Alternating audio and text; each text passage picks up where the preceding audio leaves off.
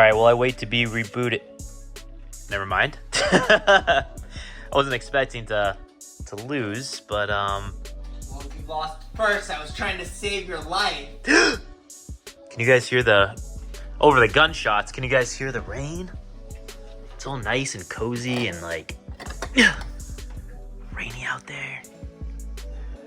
Just let it happen. You think that's gonna last? You really thought that was gonna last? You couldn't just love me? Bandit! No! He wanted to come to his father. Oh god. Oh, here he goes. Oh, too much though. Oh god, okay. Go ahead, take that, father. I'm taking the toy. Look at that tongue. We love playing this game with Bandit where he has his tongue and you try to like get it. Can you get the Bandit tongue? Get it. Damn. I got the tongue. So yeah, it's like a dark and stormy night and we're playing some video games and hopefully gonna have some burgers later. We don't have any burgers. You ate them all. But maybe we should do something like, tell some ghost stories. Ooh. Things like that. How spooky. That's like oh wait, I need both hands for this. Sorry guys. Hey, Bandit. Where were you on the night of the 14th? Alright, we're gonna have some popcorn? Yeah, I think that's the first step to this night. And maybe... Oh, honey must have made popcorn last.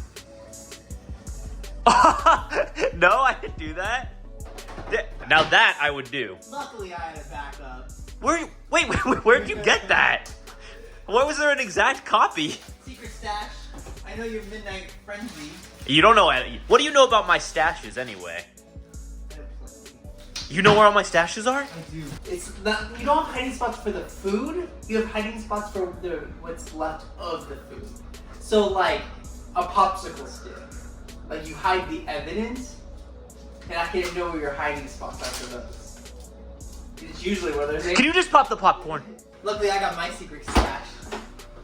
That's a secret stash? Yeah, it's I love Sour Patch Kids. It's my favorite candy. It's not. Oh, it's not open. It's not open.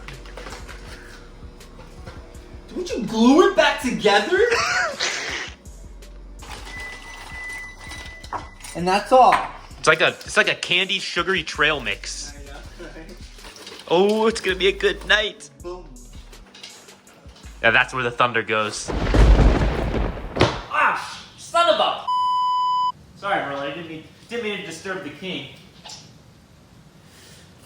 Our trail mix. Mm-hmm. Oh my God, there's a purple Sour Patch. Mm-hmm. It's tropical.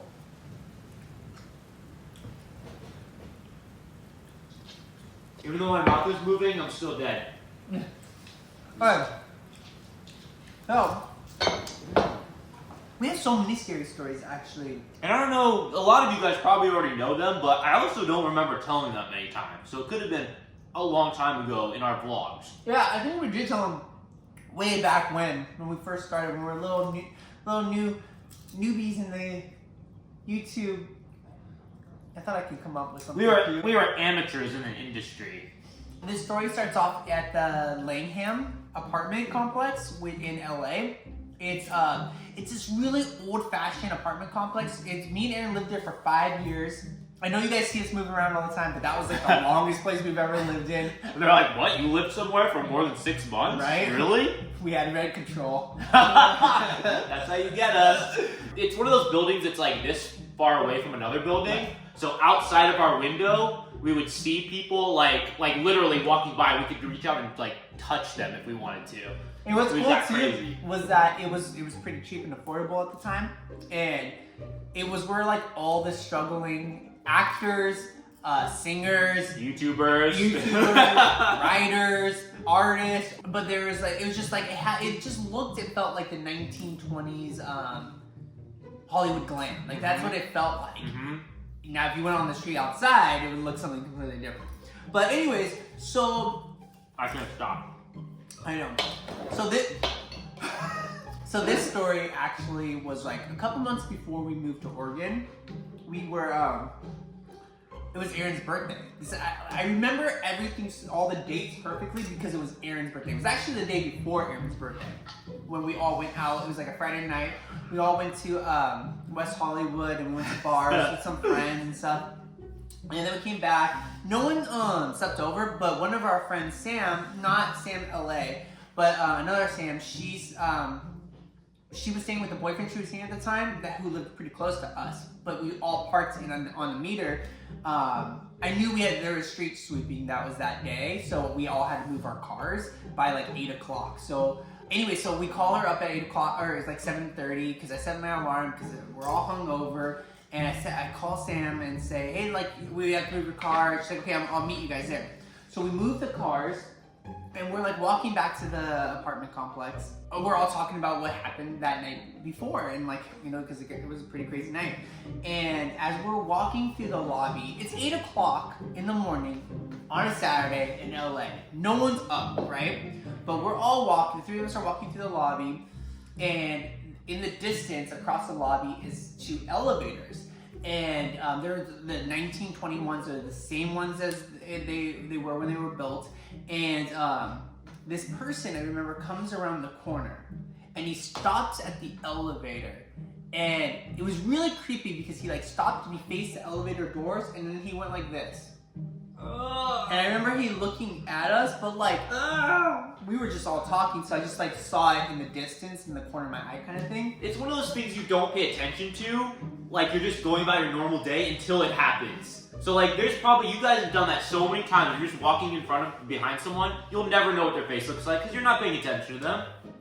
We're walking, the elevator opens, he steps inside, and the elevator's closing, and we're kind of at like awkward distance away where you don't know if you hold the elevator open or not. And the elevator is closing, and it's this much from closing. And I remember Aaron comes and pushes the button. The elevator opens. I go inside. Oh, you hear that thunder right on cue? Yeah, that was really cool. Ew. So I go in first, and then Aaron and Sam are coming in behind me, and Sam's in the middle of the sentence apologizing to the guy. She's like, sorry for stopping the... And then she like stops. And I was the first one in to enter, and the guy's not there.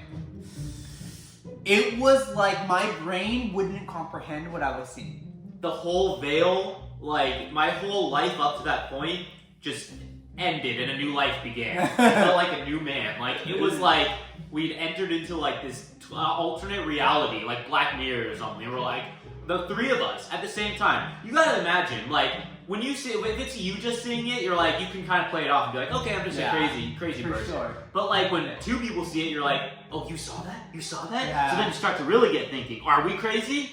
But then if it's not just our 2 crazy asses and a third party sees it, that's when we're like, holy crap.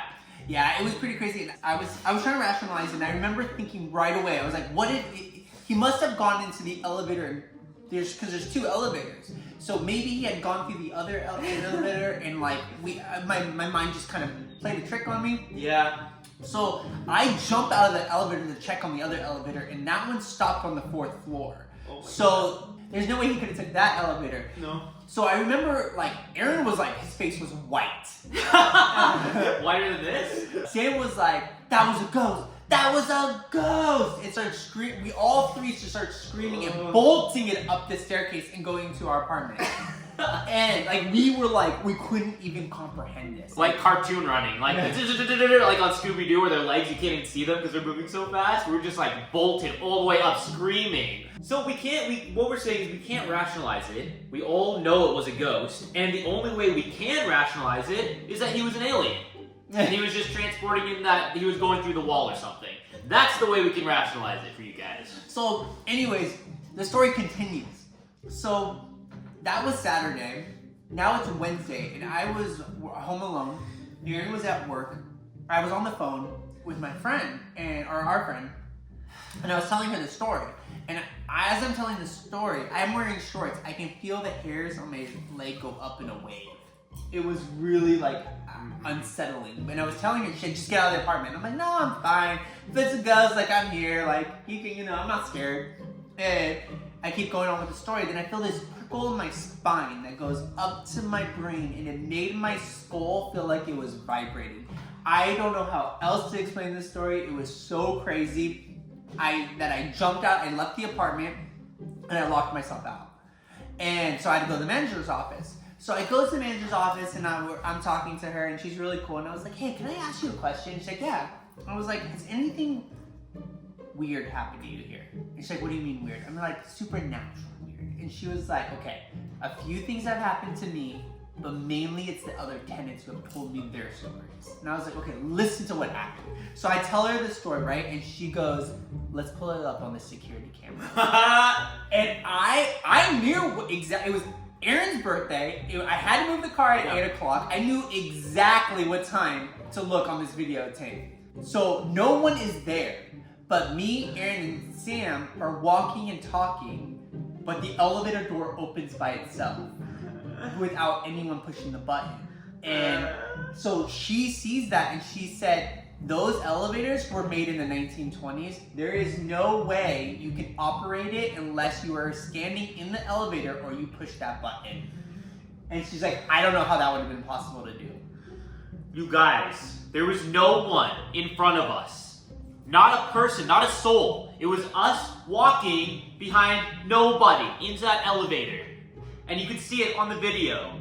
And that video, you had it on your phone, your own phone. That's the worst part. She let me record it on my phone. I missed the very, very, very end because I was so like, I can't believe she's letting me record this.